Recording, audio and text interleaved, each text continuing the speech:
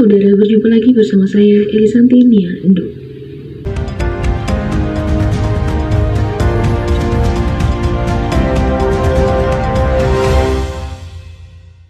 Kementerian Pendidikan dan Kebudayaan atau Kemendikbud melalui Pusat Data dan Teknologi Informasi Pendidikan dan Kebudayaan terus berupaya meningkatkan kompetensi teknologi informasi dan komunikasi atau TIK dalam pembelajaran.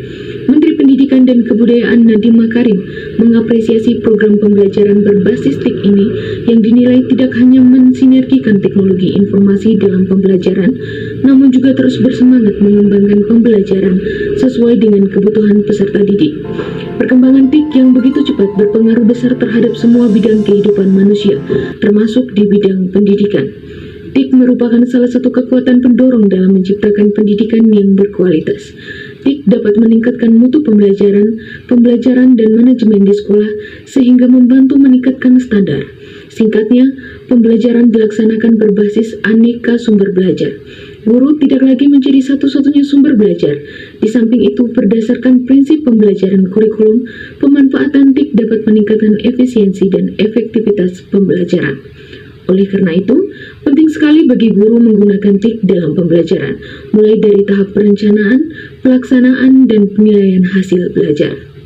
Pembahasan tentang TIK atau teknologi informasi dan komunikasi tidak akan terlepas dari sistem komputer, di mana sistem komputer adalah kumpulan perangkat-perangkat yang saling berhubungan dan berinteraksi satu sama lain untuk melakukan proses pengolahan data, sehingga dapat menghasilkan informasi yang diharapkan oleh penggunanya.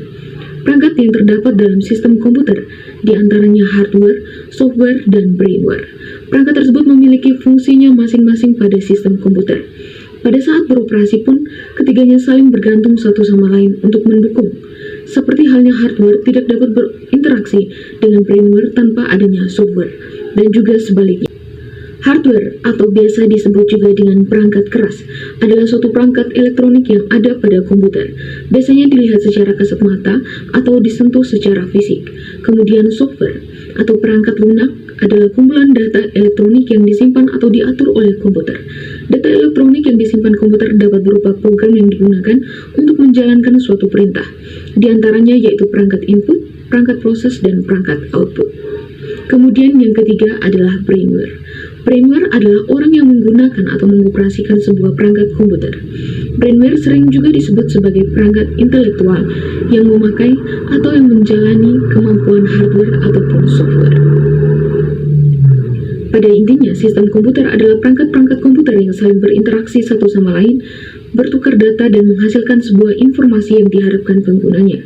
Proses tersebut pun didukung oleh software, hardware, brainware, di mana ketiganya ini tidak dapat dipisahkan dan saling mendukung serta saling bergantung satu sama lain.